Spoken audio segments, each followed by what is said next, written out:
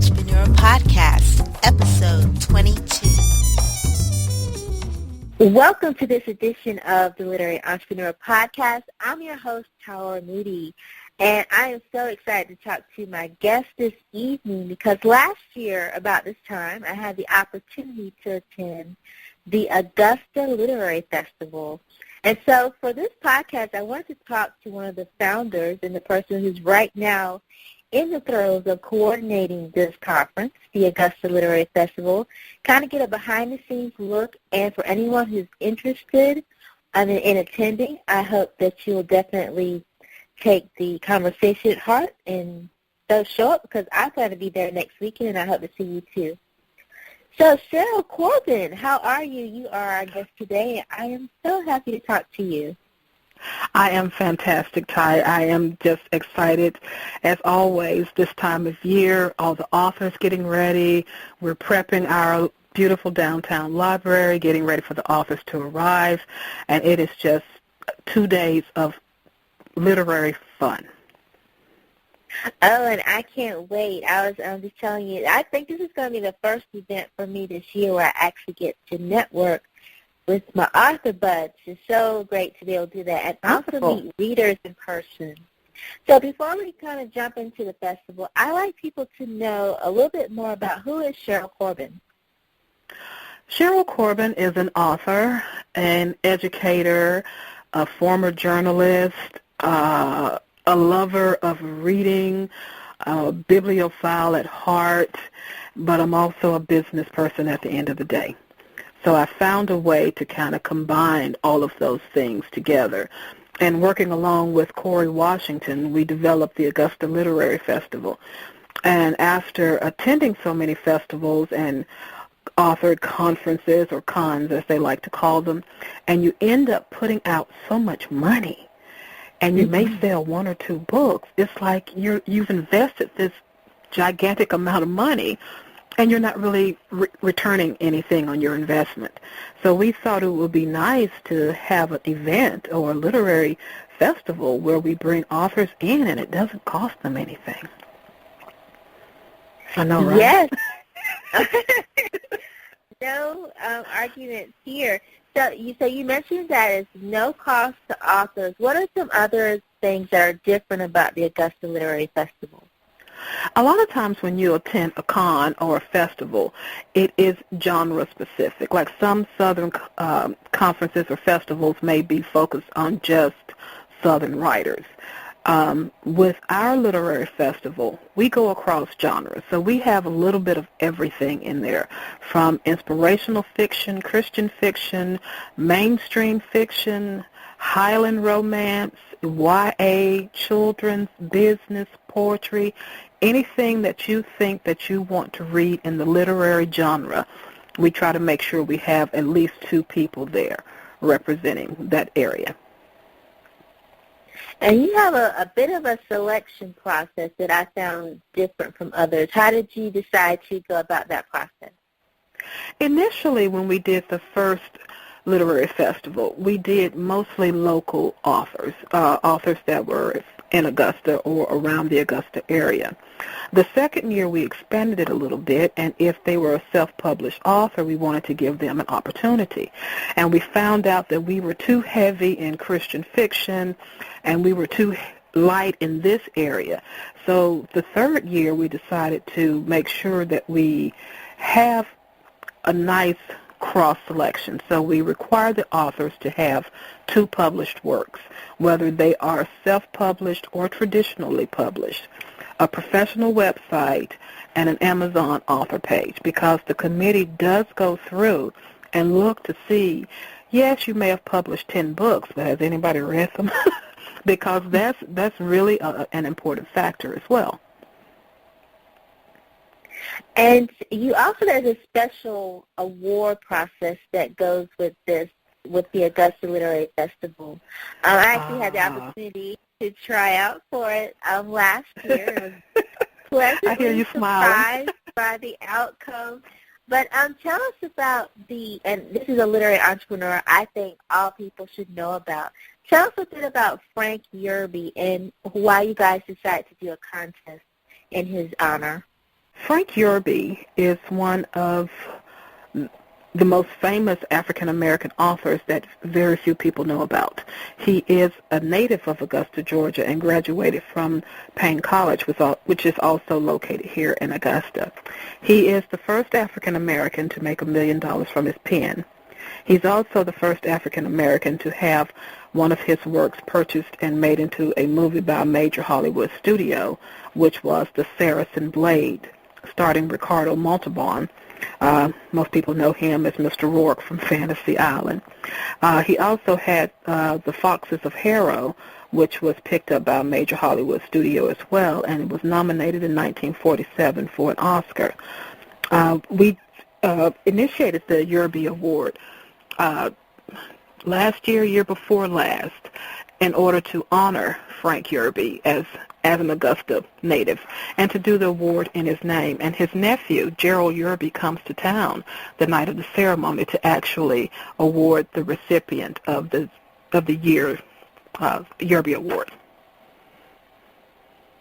And I had the honor last year of meeting Gerald Yerby. I came in second place, which is great. Yes. And I still just, that has been a great honor for me. That's one of those things I put in my bio. And I really look at that like, oh, this is just awesome. So I'm looking forward to seeing who will be the winners this year and seeing Mr. Gerald Yerby again. So I'm really glad that you're honoring Frank Yerby. So was he from Augusta, you said? He is originally from Augusta, born here, raised here, and went to college here as well, Payne College, where the authors actually got a chance to do a roundtable discussion with the students at Payne at the Yerby House on the campus. Awesome. So we have about 50 authors. I think we were talking before the podcast. You said that we're going to be coming to the 2015 Augusta Literary Festival. Tell us those dates and maybe any special events or guests that readers can expect. Oh my goodness, it's such a fantastic list. I'm going to try to highlight some of the main authors that are going to have panels this year, because of course with 50 authors, I don't want anyone to feel slighted or left out, because they're all absolutely fantastic.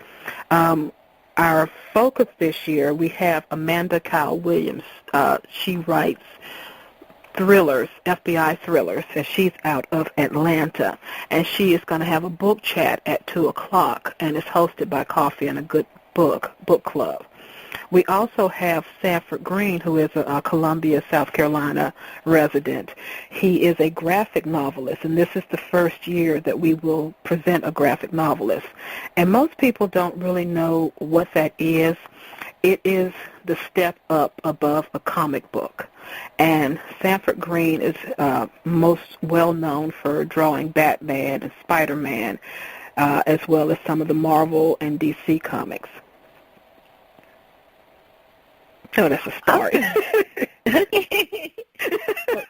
I'm a fan of comic books, and I have read a few graphic novels. So I actually will be looking forward to meeting him in person and seeing what he talks about.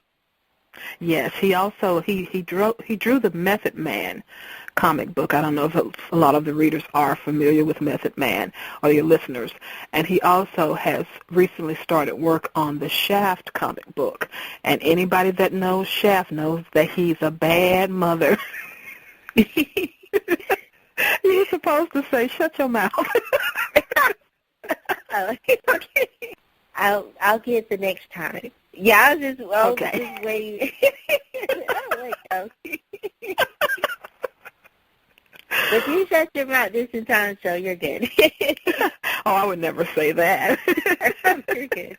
But I love that song, you know. Those are in the morning, you said? What were their times again that you get to meet them? Sanford Green is going to be speaking at 11 a.m.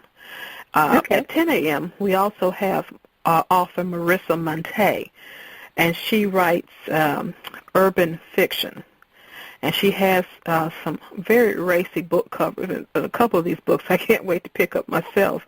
The the chocolate ship looks like maybe it was the Tom Joyner cruise, and something called Dr. Feelgood, which looks very, very interesting. So I can't wait to meet her and talk to her. We also have workshops, one workshop on Friday, a workshop on being a literary entrepreneur, and how to sell yourself will be done by yours truly, Tiora Moody, at 10 a.m. And I'm looking forward to it. Yes. Well, thank you. Well, you're talking about branding, book covers, and the effective use of social media, and that is on Friday.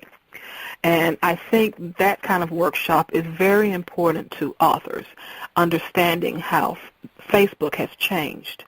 And most of the kids are flocking away from it, and the only people that are on there now are, your parents and your grandparents.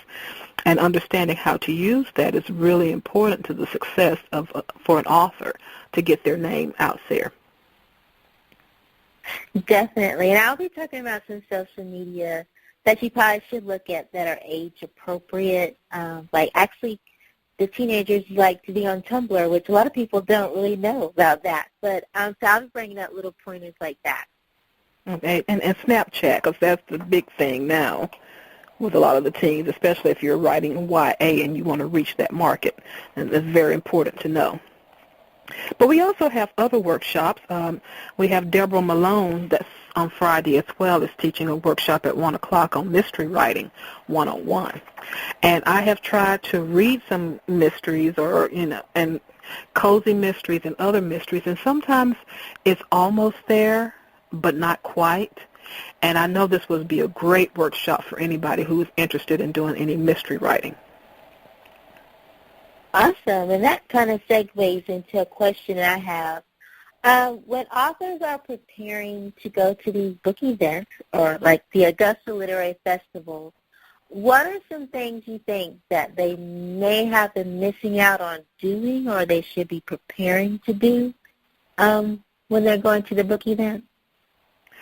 One of the things that we do differently, most large book festivals, they have a one point of sale. What we love about our festival is that it gives the author a chance to get back to grassroots. You're at your table, you've got a pocket full of change or $1 bills, you're making your own sales. You've got to get out there and you've got to work, and you've got to convince people that this is something that I'm very proud of and I want you to read it. And it reminds you of why you do what you do. Because I've run into a lot of authors that they've had moderate success and their heads are so big you can barely talk to them. And it's just nice to be able to have a conversation with an author that remembers what it's like to really get your hustle on, because it is a business and you have to remember who you're writing for. Exactly. So once again, I just want to go back. What were those dates again for the Augusta Literary Festival? The Augusta Literary Festival is March 6th and March 7th of 2015. The festival itself is open to the public, and the admission is free. The workshops are free, and it's from 10 a.m. to 4 p.m. on that Saturday, March 7th. If someone was interested in finding out more, where would they go online to find that information? You can find us online at augustaliteraryfestival.org, and that's all one word, augustaliteraryfestival.org. And I'm so excited, and I really hope to see you on March 7th, where you can come in and meet the authors and get a chance to root yourself in reading. I like that. Root yourself in reading. Yes, that's our slogan, root yourself in reading. Well, Cheryl, it's been great talking to you, and I actually am looking forward to seeing you again in person. I know. Likewise. So it's always great.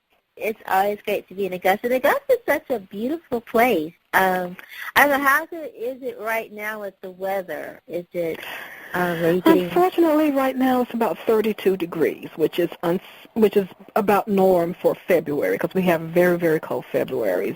March is absolutely beautiful here because everything starts to bloom, and then April we have the Masters, and everything is just absolutely verdant and just fragrant during that time of year.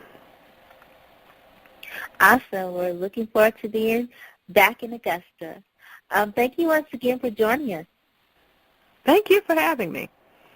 Not a problem. Thank you once again for listening to the Literary Entrepreneur Podcast. You can listen to the official podcast feed on theliteraryentrepreneur.com or subscribe on iTunes, SoundCloud.com, Spreaker.com, or you can find us on YouTube.com. Just as a reminder, I want to let you know before you leave us for today that you're more than an author. You are a literary entrepreneur. Writing and marketing books is a business. Let's learn how to attract readers to your books together.